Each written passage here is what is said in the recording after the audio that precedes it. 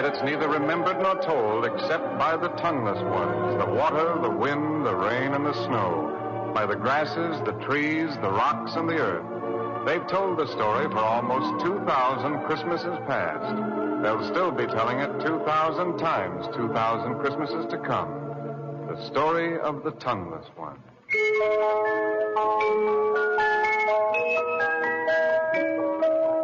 Whenever someone looked in his direction and bellowed, "Ayu," he came running because he was eager to please.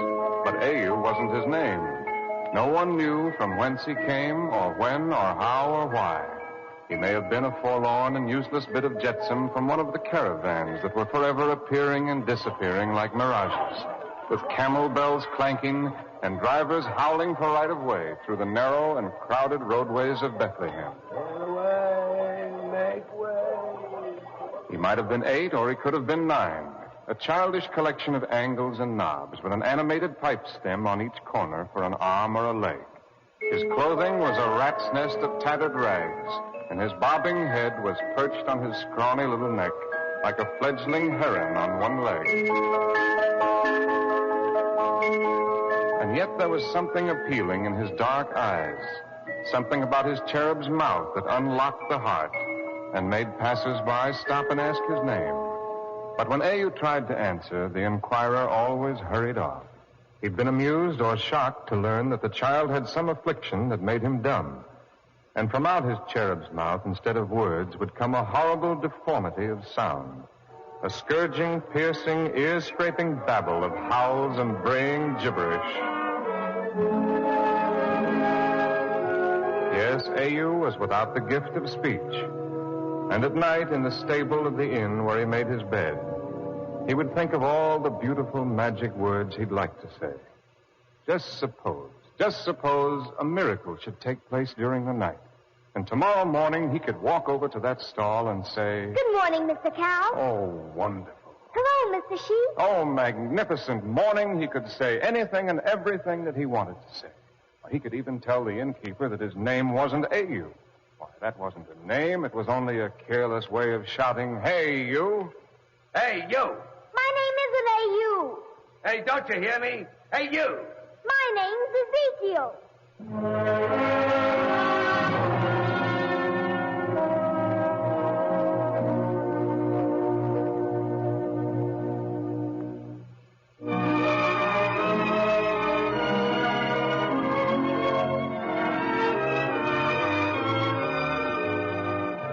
But the most stupendous, overwhelming thing of all, he'd be able to sing. Sing with every word and note so sweet and clear and perfect that everyone in Bethlehem would stand rock still to listen. He'd be able to sing with the other children when they played their games. Hop on the right foot, hop on the left foot, hop on the cherry coke and buy back then. Yes, and he'd be able to sing right along with the foreign music maker, the one with the lyre and the tame bear, who walked the roadways and sang for coins. Oh, a babbling maiden will hasten the hours with kisses of honey and cinnamon flowers. And at night at the inn, when the innkeeper and his guests were overflowing with wine and song, he'd never need to hide. Why, he could stand right by the fire and listen, because he could sing much better than anyone there. Oh, fill the bowl up to the brim, let memory blend with wine. And so each night, before Ayu closed his eyes, he said a prayer for the gift of speech and song, and faithfully promised, if God saw fit to grant these great blessings, that he would always speak words that were kind, gentle, and reverent. And he would always sing songs that were beautiful, joyful, and harmonious. Then he burrowed deeper in the hay, warm and content in his belief that in the morning, when the rising sun reached through the doorway and woke him up, he would open his eyes, and then he'd open his mouth, and very loudly and thankfully he'd say, "Oh, thank you, God. Thank you very much." But morning after morning, God disappointed him. And when months of mornings had vanished into Egypt, Ayu knew he would always be as voiceless as a tumblebug, as a woodtick, as a worm. Then Au resolved that he would never again open his mouth to make people laugh at him. And he made himself almost invisible as he went about his tasks and errands, darting from dark corner to darker entry, scurrying from sunless alleyway to shadowy passage. Then, when his work at the inn was done, he would trudge out of Bethlehem and wander the fields and hills. Travelers sometimes wondered when they saw his lonely little figure against the sky, and none of them could know that he wasn't lonely anymore. Why, he couldn't be lonely among friends.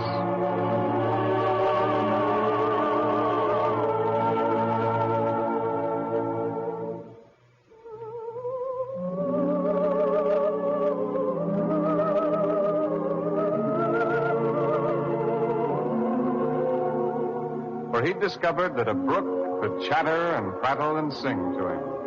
And if he answered, or even if he sang, the brook didn't care a ripple if the sounds he made were harsh and unmusical. It went right on singing as joyfully as ever.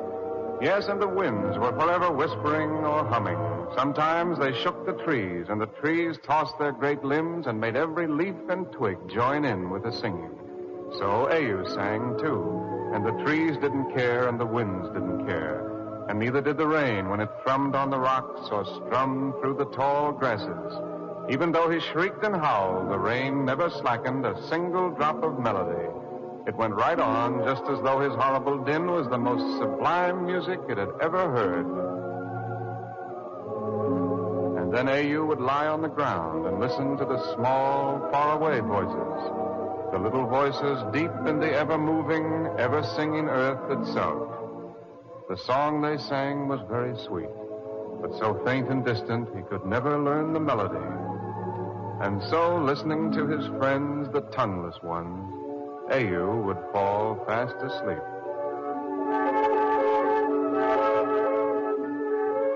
And in the days that followed, he was a little scarecrow stuffed with happiness.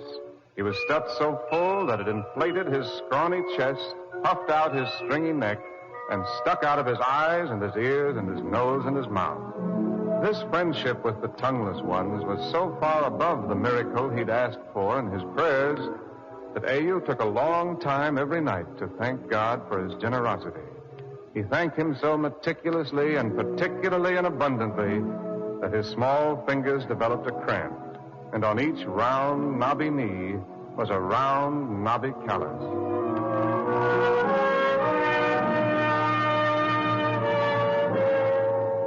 And then, without the slightest warning at all, came the dreadful day.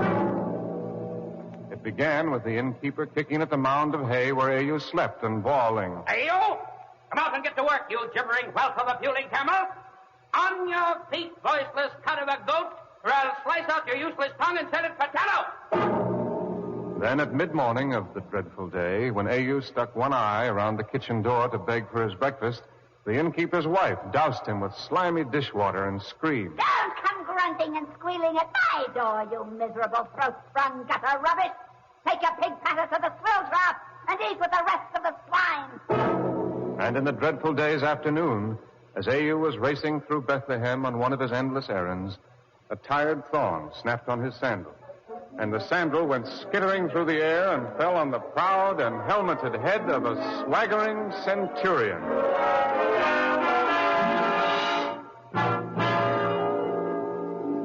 The centurion plucked Au out of the crowd by his rags and held him at arm's length, demanding his name. When Au tried to answer, but only squeaked and squawked, the centurion shook him and bellowed, Look at me, you voiceless offshoot of a dribble-mouthed alley rat. If ever again you foul my eyes, I'll send you to Rome to feed the emperor's lions. And during the rest of the dreadful day's afternoon, no matter how fast Au ran, the story of his affliction and humiliation was always a street, an alley, or even a doorway ahead of him. He seemed to run through a forest of pointing fingers that threatened to pin him to a wall. Following hot on his heels raced a swarm of children who hooted and sang at him. Empty mouth, what is the matter? Camel bell without a clatter. Empty mouth, what is the matter? Camel bell without a clatter. And that night, as the dreadful day neared its end, Au was kept late at his tasks at the inn. Anyone could believe that half the known world had journeyed to Bethlehem, and the inn's great beams appeared to quiver with the clamor of wine-loosened tongues and the clangor of bawdry laughter. Ayu's tired, trembling legs carried him about with staggering armloads of steaming bowls and slopping mugs. Feet tripped him up, hands slapped his ears to ringing, and knees jolted his aching ribs. The one who discovered and recognized Ayu was a huge mountain of a man whose eyes rolled like quicksilver in their beds of jellied fat. One hairy paw brushed a crumb of stew from his beard, while the other fastened on Ayu's hair and lifted him to the tabletop. Then he brayed to the listening ears. Hark ye, my friends. Behold what I have captured for your examination. Its mother was a whooping mudsucker. Its father a low-born maggot. And this is what came oozing out of the egg that was left to hatch in the dung heap. Oh, but you must not laugh, my friend. The centurion made it chirp today. And it has a wondrous golden voice that almost breaks the heart while angels weep in ecstasy. Tell me, would you like to hear it sing? You hear, slime of the mucky? Will you sing, or shall I slit your tongue like a crow so you can speak like a human? Sing! Sing, I tell you! Sing!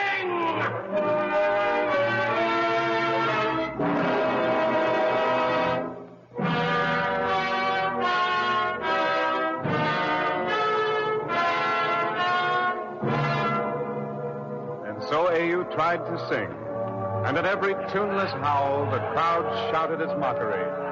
At every unmelodious screech, it roared its derision. At every discordant squeak, it loosed a thunderbolt of laughter that crashed and splintered on his head.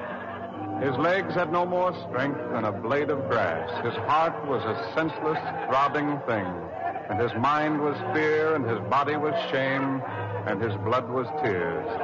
But he went on and on until the crowd had wrung the last outstanding guffaw, the final satisfying chuckle, the ultimate forced snigger from his wretched little body. And when it released him, he ran blindly off through the dark labyrinth of Bethlehem, a terror-stricken shadow racing for the quiet hills and the warm, comforting voices of the tongueless ones.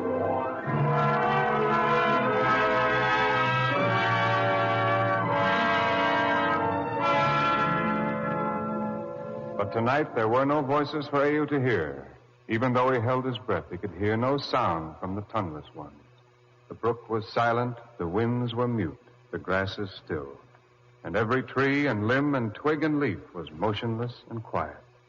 Then Ayu howled and croaked and tried to make the tongueless ones answer him, but they remained silent and waiting, and he screamed and babbled and pleaded. But the tongueless ones were all silent while they waited and listened. Just listened and waited. This was the dreadful end of the dreadful day. And deserted by his only friends, Ayu threw himself down and buried his face, his misery, and his tears in the moss. After a while, he fell asleep. And as he slept, a great white star rose through the silence of the night to stand and shine its clear, bright light on Bethlehem.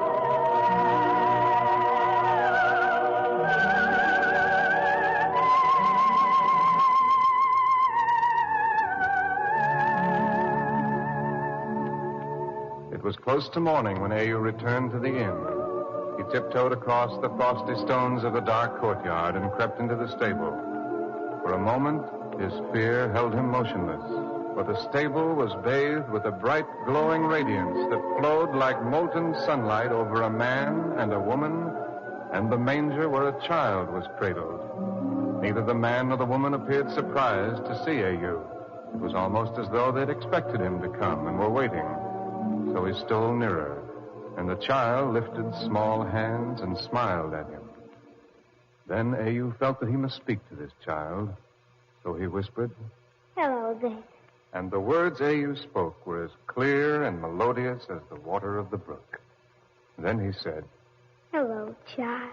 And the words that came from Ayu's lips were as sweet as the winds, as perfect as each raindrop, and as soft as the long, flowing grasses.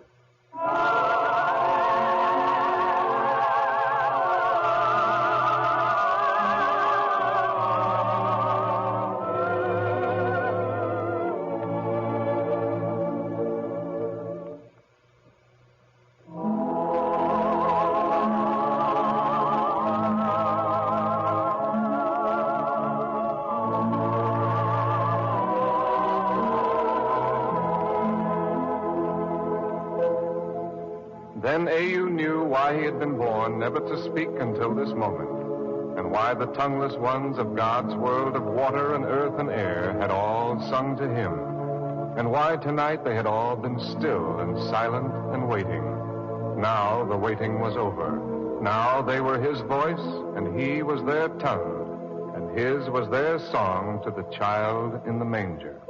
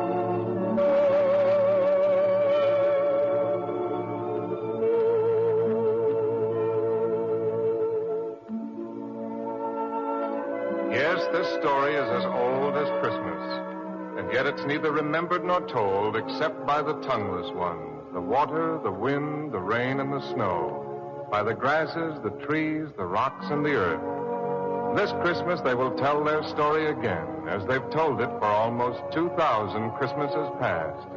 The few ears that hear will wonder at the strange, childlike quality in the voices of all the storytellers. But that's so very easy to understand. It's the bright, joyful, exultant tone of the boy who sang for them one early morning, one Christmas morning in Bethlehem.